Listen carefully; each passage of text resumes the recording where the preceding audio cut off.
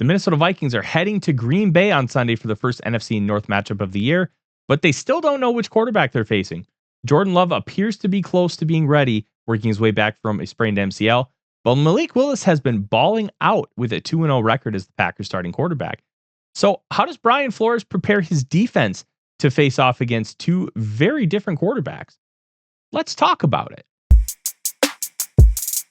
The Minnesota Vikings are in process of preparing for the Green Bay Packers, but they're preparing to face two completely different quarterbacks.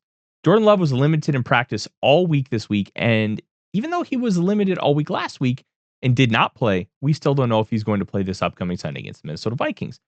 The difference between these two quarterbacks is quite simple. Jordan Love runs a much more refined West Coast style system that is heavily influenced by Kyle Shanahan, while Malik Willis has been running a lot of RPO stuff and a good counter package to really emphasize the ability of Malik Willis to utilize his legs, but also limit some of the downfield passing because Willis just does not have the experience and cohesiveness in the system. With Willis, there was significant growth from the first start against the Colts to the second start against the Titans, where they were asking him to implement some of those deeper downfield passing concepts, and it was working. But it's not quite the same thing as Jordan Love. So how does Brian Flores prepare for it?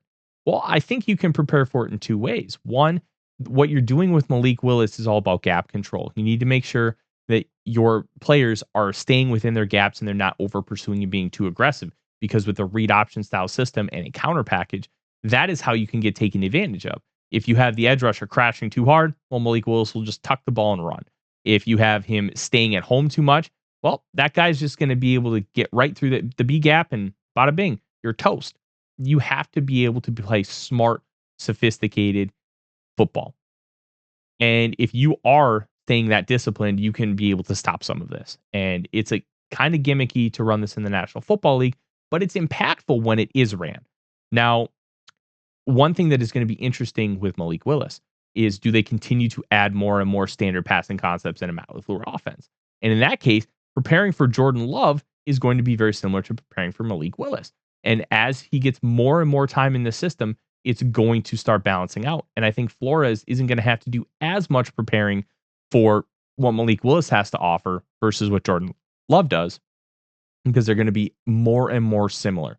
But you have to be ready for the RPO stuff. And they do already know a lot of the staple concepts that the Green Bay Packers like to run, because there's a lot of film on what Jordan Love likes to do. Plus, you have the game against the Philadelphia Eagles. And while the Eagles do run that Vic Fangio style defense with him as the defensive coordinator, you can see a lot of the things that the Packers are trying to do. And you can use that and all the data that you have from last year. So Brian Flores is going to have these guys ready to take on anything this upcoming Sunday. And it's not going to matter if it's Malik Willis or Jordan Love at quarterback. Minnesota Vikings are preparing for their first 4-0 start since that magical Sam Bradford start of 2016. And I think they're going to be able to get it done. Tyler Forness of ADC Sports, Skol Vikings.